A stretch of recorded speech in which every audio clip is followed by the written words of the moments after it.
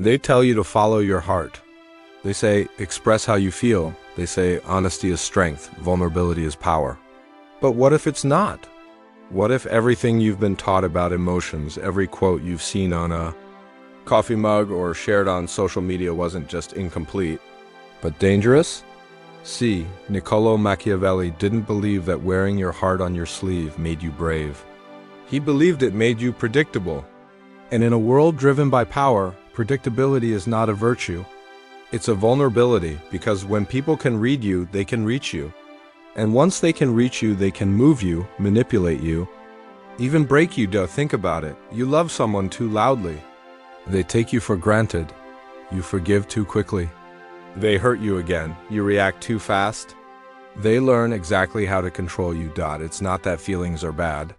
It's that feelings, when untrained, become a leash, and worst of all, anyone who knows where that leash is can pull it. Machiavelli lived in a world of courts, kings, betrayal, where trust was currency and emotions got people killed.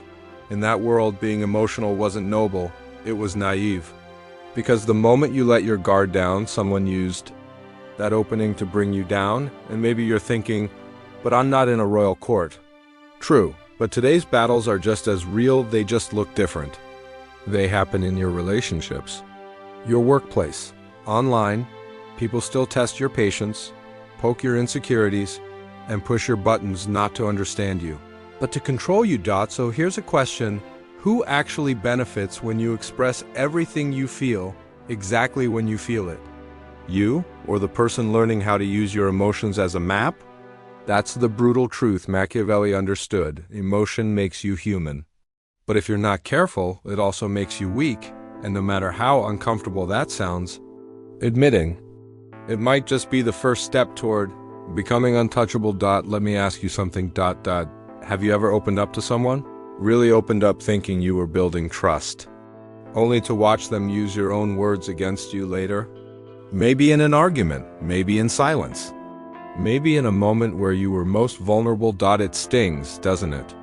We're told that being authentic means being transparent, that sharing everything we feel is what honest people do. But here's the part they never warn you about. Not everyone deserves access to your emotions, because the more someone knows about what moves you, the easier it becomes to move you. And in the wrong hands, that's not intimacy, it's leverage. You think they're listening to understand. Sometimes they're just storing ammunition. You thought being real made you free. But Machiavelli would say it made you predictable. And in his world, a world of shifting loyalties and silent power, plays predictable meant expendable. This isn't just theory. Look around you. People test your love by seeing how far they can push it. They measure your loyalty by how quickly you forgive. They hold on to the secrets you gave them in moments of trust, only to pull them out when it's convenient. It's not about paranoia. It's about pattern recognition. So here's the hard truth. Every time you overexpose your feelings to someone who hasn't earned your respect, you're handing them the keys to your emotional cage, and once they know where the door is, don't be surprised when they learn to lock it from the outside. Protecting your inner world isn't weakness. It's wisdom. Because when you stop bleeding just to prove you're alive, you finally learn what it means to own your emotions, instead of letting others use them to own you. Most people think Machiavelli was born cold, that he was some power-hungry strategist who never felt a thing. But that's not true. He wasn't born detached. He was made that way through betrayal, through pain, through survival. Imagine this. You serve your country with loyalty. You negotiate with kings, popes, tyrants. You rise through the ranks, believing your value will protect. You don't then dash overnight. You're discarded, imprisoned, tortured, forgotten by the very people who once shook your hand and praised your name. That was Machiavelli's reality. He didn't become emotionally untouchable out of pride.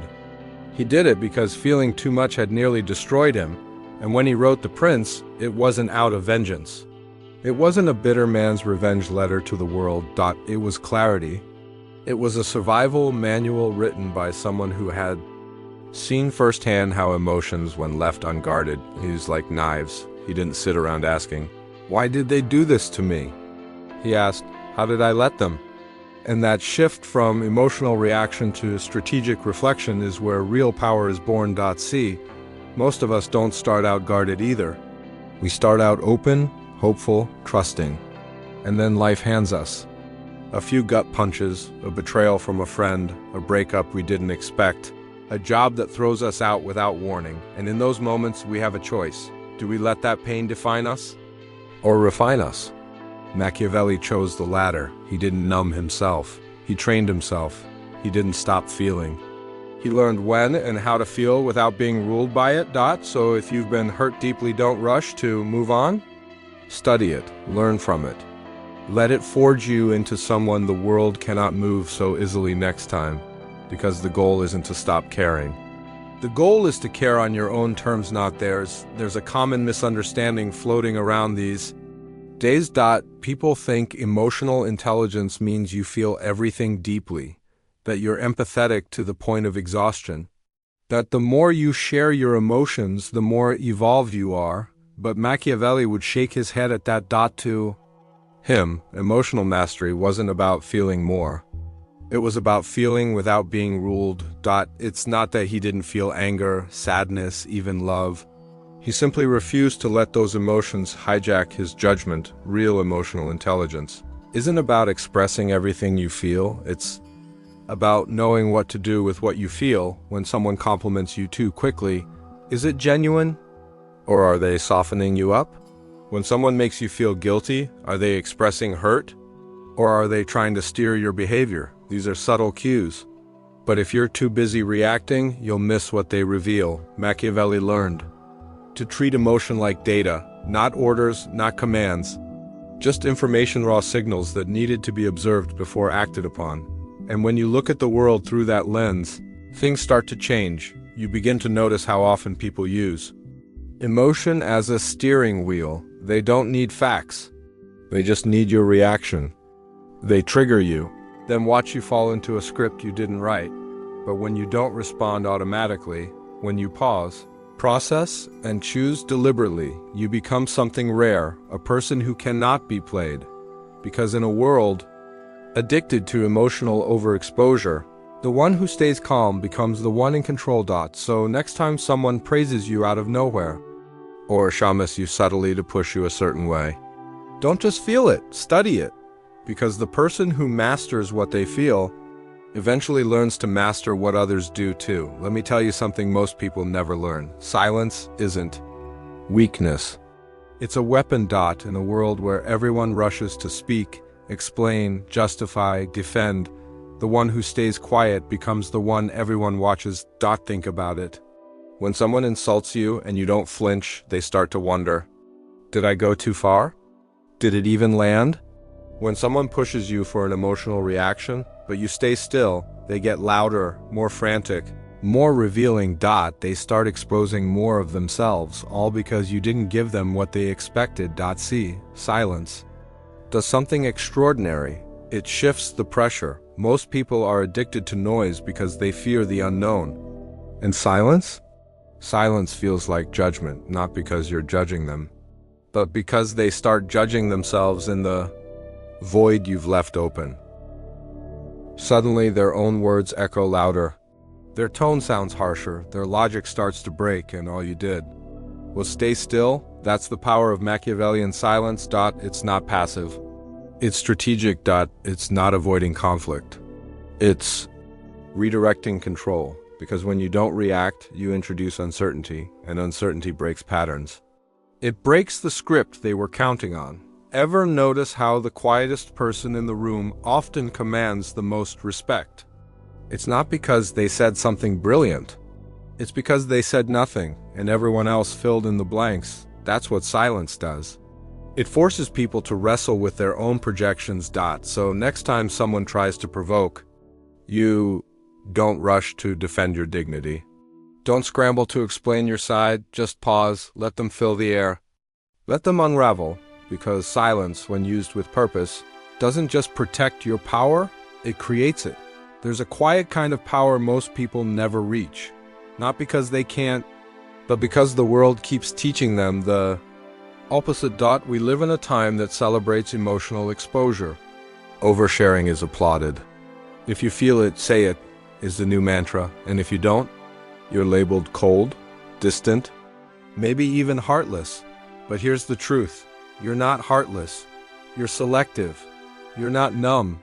You've simply learned what so many never do, that not every emotion needs to be seen. Not every thought deserves a spotlight. And not everyone has earned the right to access your inner world. That's not coldness. That's emotional sovereignty.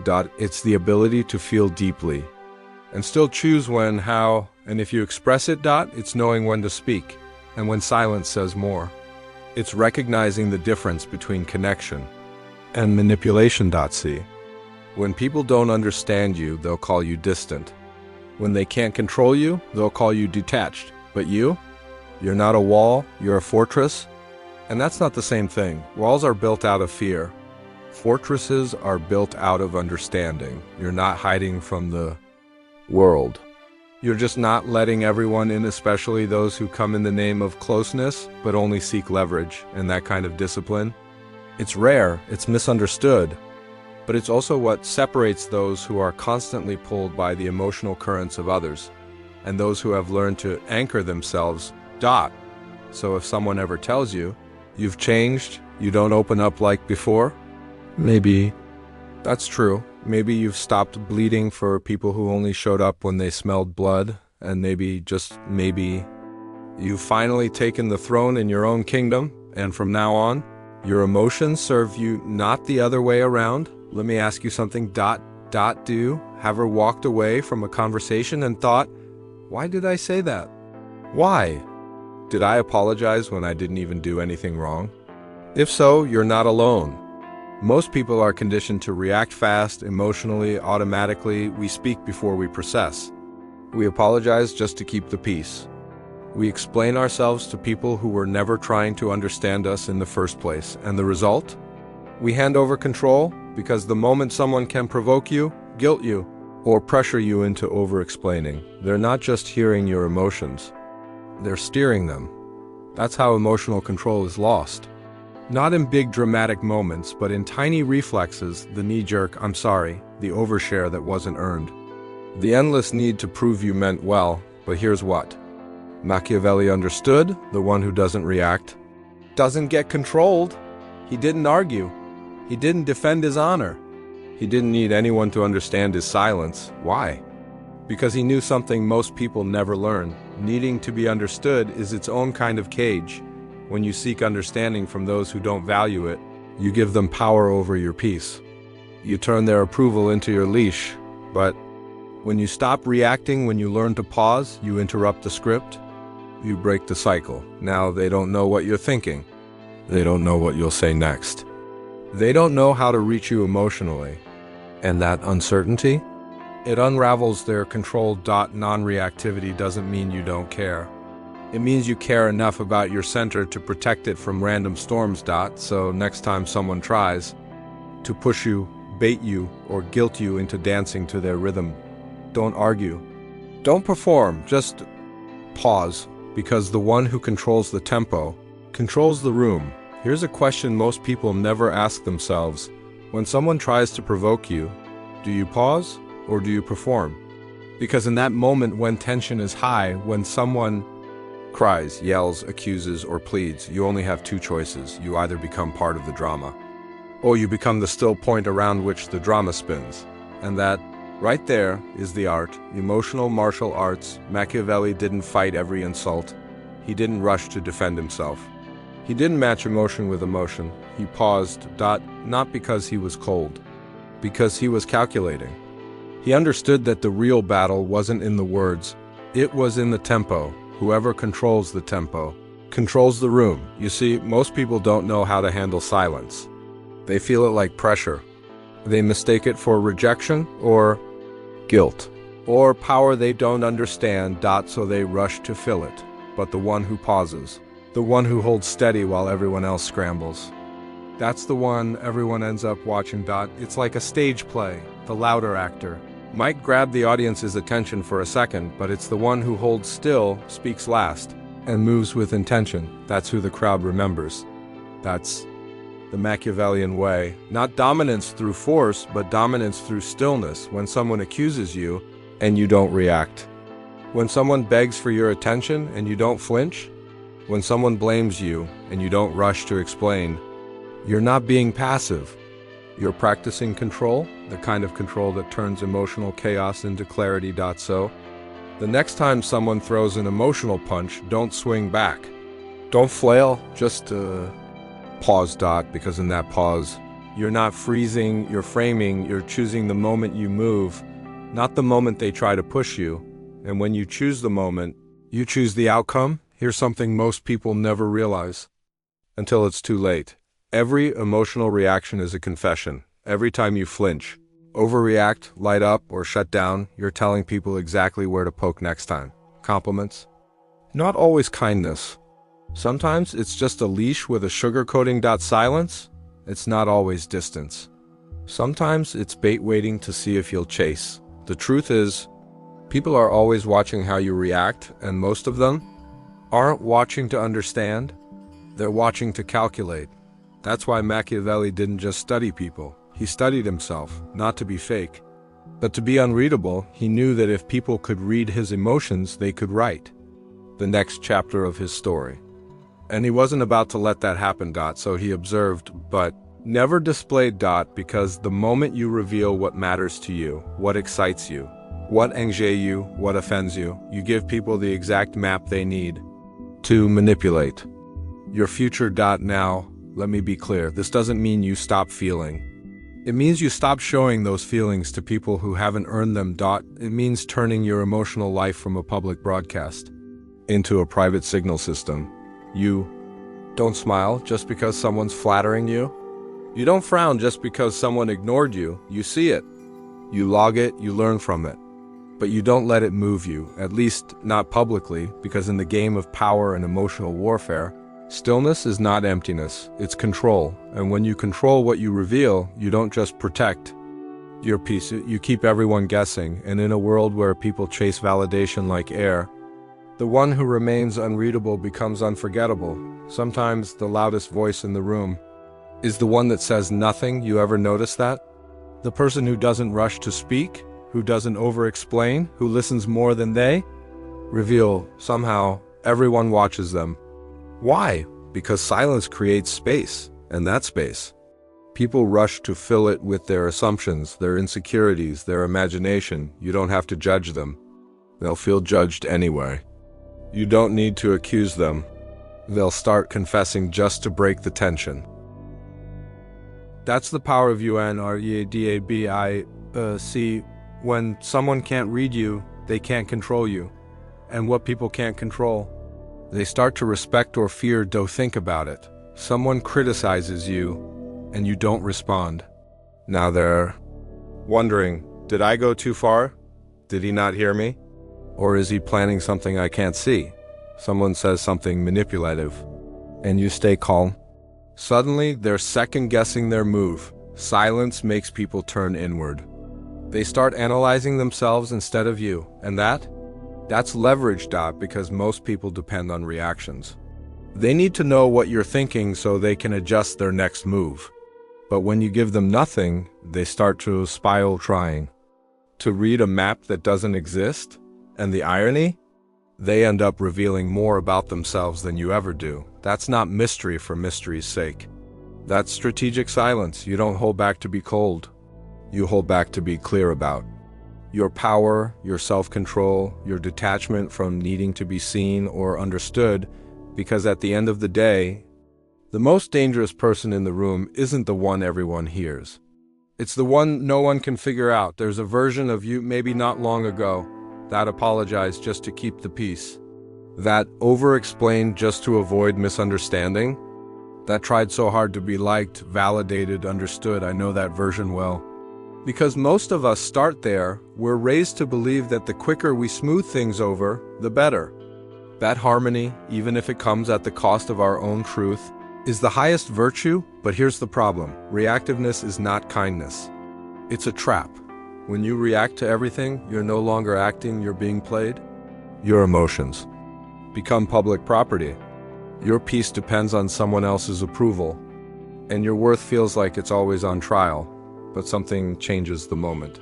You stop reacting the moment you stop rushing to fix things you didn't break. The moment you let silence linger without scrambling to fill it. The moment you realize that not every misunderstanding needs to be corrected, and not every conflict is yours to resolve. That's when you shift from responder to strategist, from emotional employee to emotional executive. Now, you don't move unless it serves the outcome. You don't speak unless the timing is yours. You don't react, you observe, you measure, and then you choose. You're not being cold. You're conserving energy. You're not ignoring. You're evaluating. And here's what's fascinating. The people who used to count on your quick reactions, they begin to feel off balance in your silence. Because suddenly they're not steering the moment anymore. You are. So let them stew. Let them sit in the discomfort they used to hand to you. You're not here to manage everyone's emotions. You're here to master your own, because at the end of the day, power doesn't belong to the loudest voice. It belongs to the calmest mind. Most people misunderstand silence. They think if you're quiet, you're avoiding something. That if you don't respond, you must be afraid. Or worse, that you've checked out. But what if silence isn't absence? What if it's strategy? See, true silence isn't running away. It's redirecting control. It's the difference between reacting impulsively and choosing your timing. It's not the silence of someone who disappears, it's the silence of someone who knows exactly when and why they'll reappear. That's a different kind of power. Think about it. In every interaction, someone is steering the emotional direction. The louder voice, the more aggressive energy, the one demanding answers. But when you remain quiet, not because you're unsure, but because you're anchored, you flip the entire dynamic. Now they don't know where you stand. They don't know what you're thinking. They don't know what move you'll make next. And the unknown? That's what makes people nervous. Because when someone can't read you, they start to watch themselves more closely. They second guess. They over-explain. They reveal. And you're not frozen. You're just not handing them your sword. This isn't about being cold. It's about not letting anyone else hold the remote to your emotions. You don't have to respond just because you're prompted. You don't have to explain just because someone demands clarity. Sometimes the most powerful move is to say nothing, to watch, to hold the space, because the one who can sit in silence without needing to be seen, understood, or validated, that's the one who commands the room without raising their voice. So no, you're not disappearing. You're directing, and the world is finally adjusting to your rhythm, not the other way around. Let's clear something up before we end this journey. You are not cold. You are not numb. You're simply disciplined. You haven't rejected emotion. You've retrained it. See, real emotional intelligence at the highest level isn't about suppressing your feelings. It's about strategically managing them. You don't run from sadness. You study it. You don't deny your anger. You choose?